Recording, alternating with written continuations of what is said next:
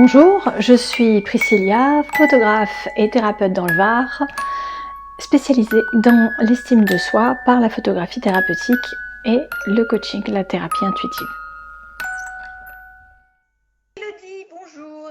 Je t'ai fait venir sur ma chaîne YouTube pour t'interviewer avec un grand plaisir. On se connaît depuis, on va dire, un an maintenant. Ouais, ça fait un an exactement, où j'ai suivi avec grand plaisir ta formation en photothérapie pour parfaire mes propres techniques.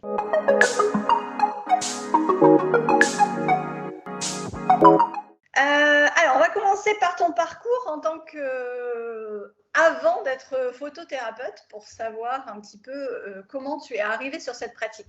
Ok. Alors, le parcours avant d'être photothérapeute a été un long parcours puisque j'ai commencé à être photothérapeute à l'âge de 38 ans à peu près, 38-40 ans. J'ai d'abord été comédienne pendant 10 ans à peu près. Et puis ensuite, j'ai été auteur pour le cinéma, le théâtre. Ensuite, je suis rentrée dans une entreprise comme RH. Et ensuite, j'ai fait plein de choses. J'ai fait une école de photo et ensuite, j'ai passé un concours pour rentrer dans une école de photojournalisme. Et là, dans cette école, il y avait un sujet de fin d'année à faire qui était un sujet libre. Et j'ai choisi de suivre une jeune fille dans l'acceptation de son corps. Parce que je trouvais que c'était un sujet de société. Je ne connaissais pas autour de moi une femme qui accueillait son corps de femme naturellement et en amour, plutôt l'inverse. Et je me disais, mais il y a un problème. Pourquoi les femmes dans notre société occidentale n'arrivent pas à accueillir leur corps de femme? Et donc, j'ai voulu travailler sur ce sujet en accompagnant cette jeune fille 6 mois dans son intimité sur l'acceptation de son corps. Et puis, en la prenant en photo, en l'obligeant à se regarder, soit dans le miroir, soit en photo, je me suis aperçue que la photo faisait émerger des émotions assez fortes. Parfois, elle avait des fous rires, parfois elle pleurait, parfois elle était triste, parfois elle était en colère. Et du coup, je me suis dit, tiens, c'est intéressant, la photo est un révélateur d'émotions. Et voilà, on a continué le reportage, on a terminé tout ça ensemble, on a repris chacune. Le reportage, je l'ai appelé Chloé prend le large, a beaucoup marché. Je l'ai beaucoup vendu. Il y avait comme une espèce de volonté, je sentais de la part des femmes, elles en avaient marre de se torturer le corps, de se mutiler, de ne pas s'accepter. En fait, il y avait comme un espèce de phénomène d'engouement. Même si les magazines me collaient toujours des pages de régime sur mon reportage. En tout cas, il y a eu un engouement pour ce reportage.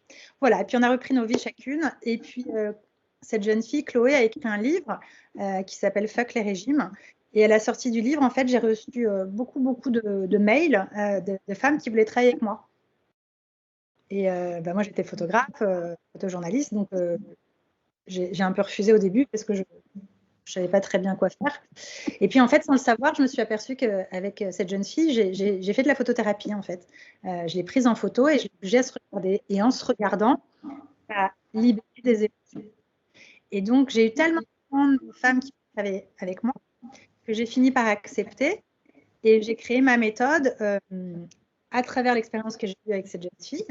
Et avec les premières patientes que j'ai reçues, étant moi-même fille de psy, étant passionnée par le développement personnel, donc ça fait longtemps que je cherche, que je travaille sur moi, que je voyage, que j'ai essayé des milliards de choses, donc j'avais quand même pas mal d'outils dans ma besace et des choses qui marchaient, des choses qui ne marchaient pas, donc j'ai créé ma méthode à travers mon expérience aussi personnelle et ce que j'avais compris qui fonctionnait dans le reportage. Donc, du coup, voilà, c'est ça qui t'a amené à arriver jusqu'à la photothérapie. Donc, cette prise de conscience du fait que la photo ou le miroir renvoyait des émotions aux personnes. Et après, tu t'es penché sur le fait de retranscrire ces émotions. Comment ça s'est passé ? Alors, pas tout à fait. C'est-à-dire que j'ai compris. Alors, j'ai compris en fait que la photo, c'était un support couvert d'émotions. C'est une pellicule couverte d'émotions. Et qu'en fait, quand on regardait une photo, ça venait directement toucher ces émotions à l'intérieur de nous. C'est-à-dire que ça ne passe pas par le filtre du mental. Donc en fait, ça vient immédiatement affecter la personne, toucher la personne. Et c'est parce que ça affecte la personne que ça vient révéler des émotions. Donc en fait, c'est un révélateur d'émotions qui sont déjà dans la personne et qu'on vient faire émerger en fait. Et donc du coup, je me suis aperçue que juste en se regardant, ça faisait révéler ces émotions qui étaient enfouies. Est-ce qu'on peut dire du coup que ça va aller rechercher les choses qui sont dans l'inconscient? Alors, ça peut aller chercher des choses dans l'inconscient, mais surtout, ça vient révéler des émotions qui sont déjà présentes dans le corps. C'est-à-dire qu'en général, une émotion difficile à vivre, on ne va pas aller la vivre, on va la stocker. On va ce qu'on appelle l'engrammer dans le corps. Et donc, la photo, le miroir, ça va venir immédiatement faire ressurgir l'émotion qu'on n'a pas voulu vivre, qu'on n'a pas voulu voir parce qu'elle était trop difficile. Et du coup, ça va aller la révéler. Alors après, on peut en avoir conscience ou pas, mais en tout cas, l'émotion en elle-même, elle n'est pas dans l'inconscient. Elle est dans le corps en général. Elle est stockée dans le corps. Ok, donc on peut avoir tout à fait conscience du problème sans pour autant avoir réussi à sortir l'émotion. Exactement. Si ça fait trop mal, si on a trop peur, si on n'a pas envie d'être triste, d'être en colère, en fait, on ne va pas le vivre, donc on va le stocker.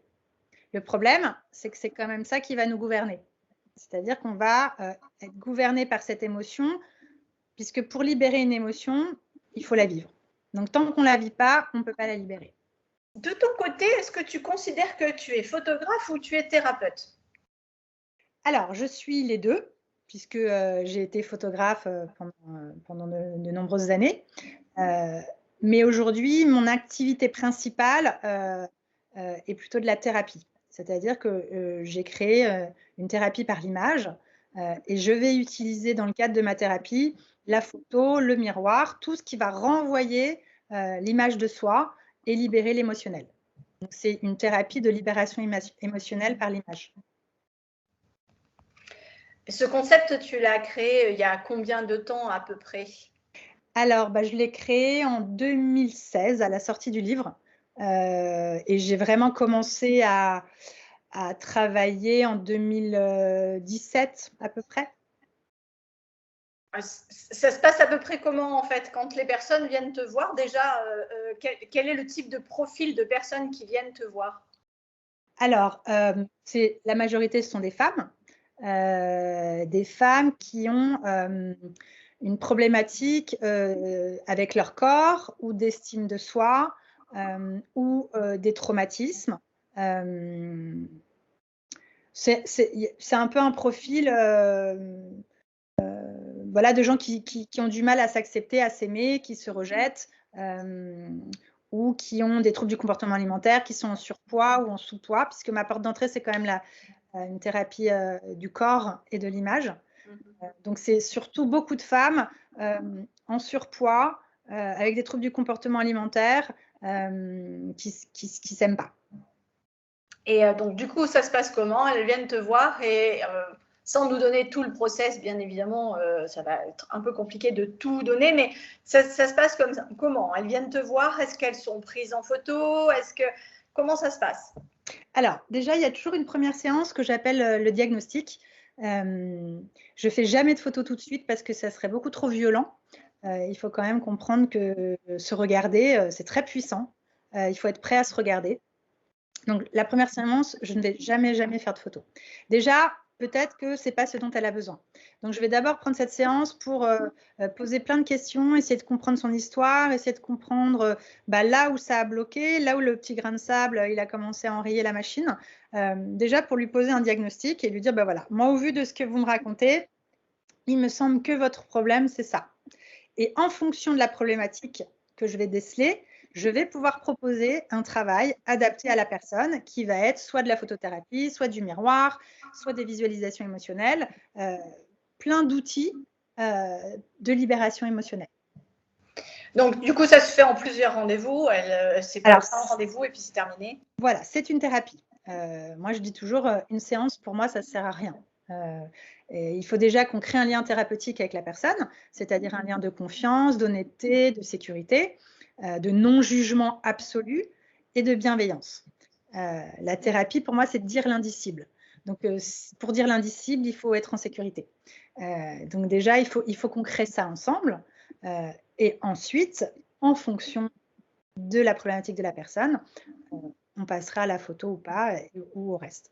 On n'est pas sur une approche d'estime de soi par la beauté ou ce genre de choses par la photographie. On est plus dans une approche d'étude de soi par la photographie.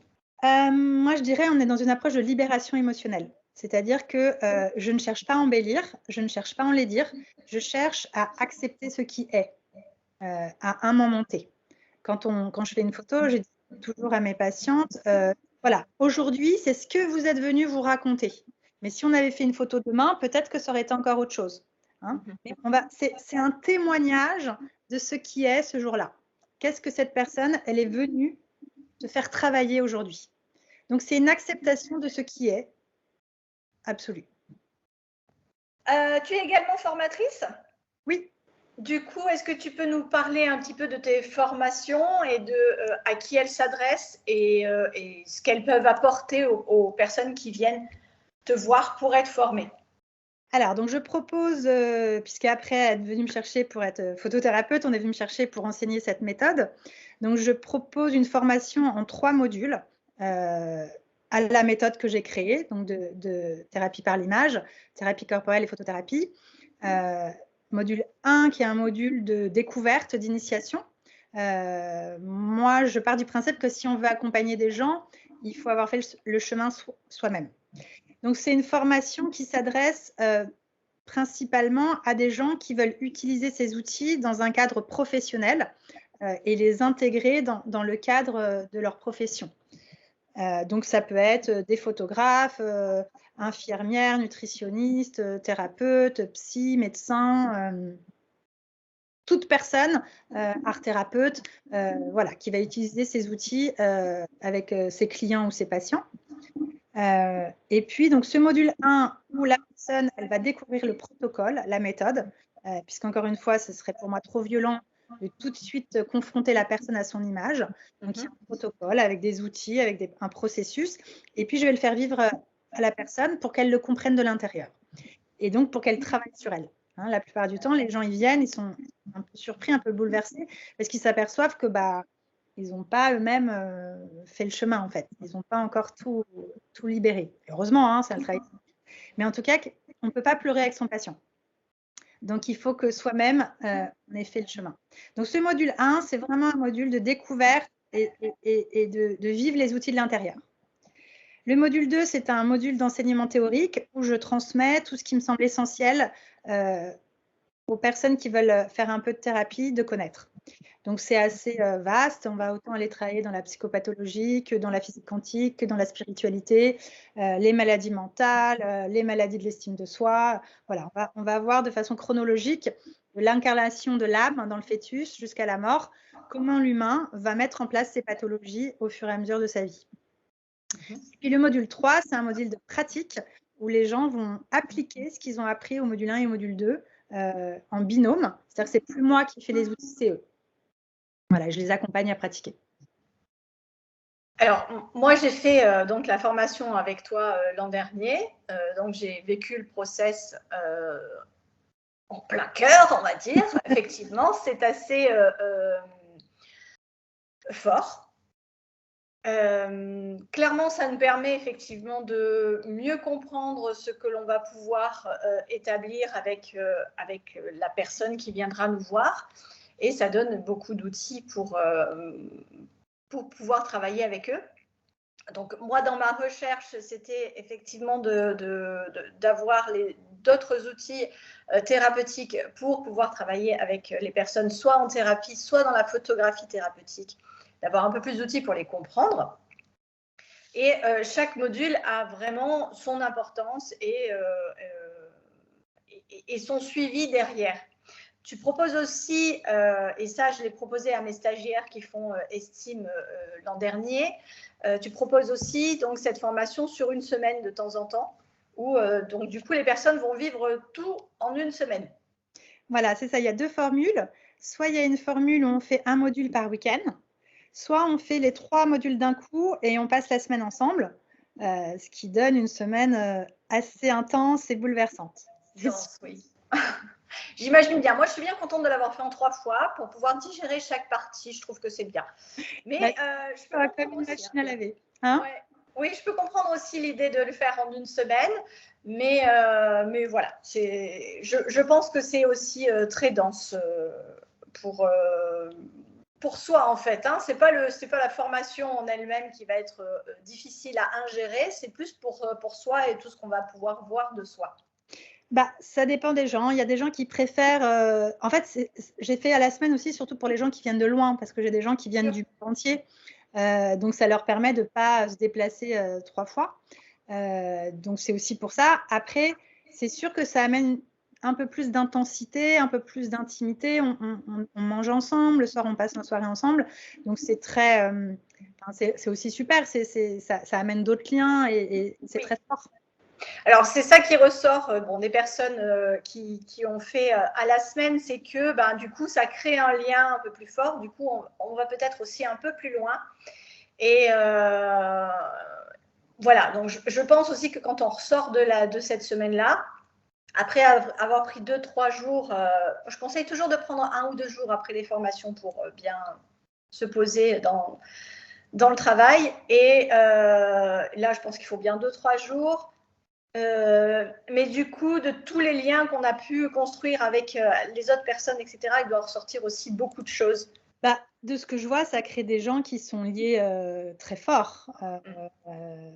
Pour la vie, j'en sais rien, mais ça fait des gens qui sont devenus amis, en tout cas. Parce qu'en fait, ce qu'on ne se rend pas compte, c'est que ma méthode, on va à l'essentiel, on va droit au but, on va là où ça se passe.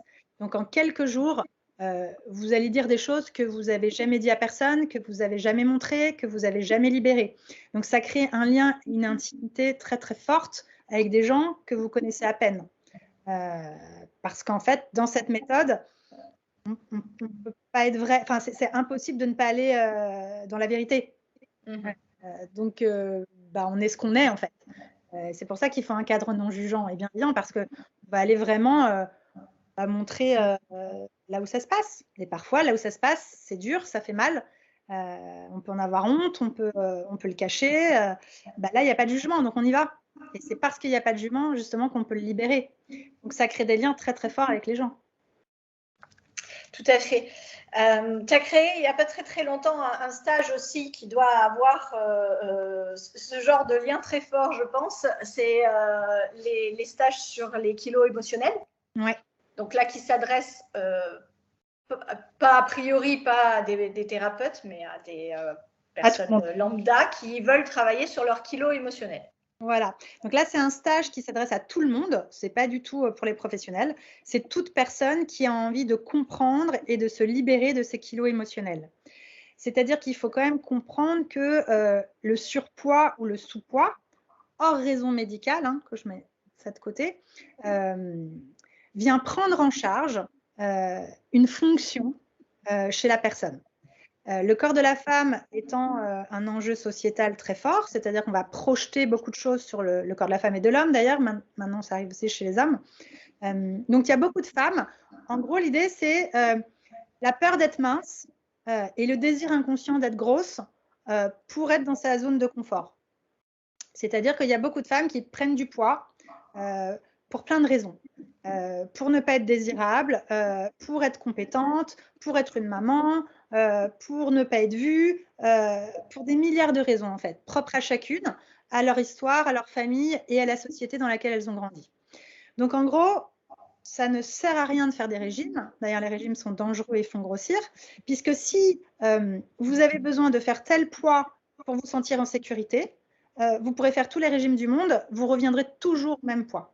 Ce qu'il faut, c'est comprendre quel est mon bénéfice secondaire à être dans ce poids-là, sous-poids ou surpoids.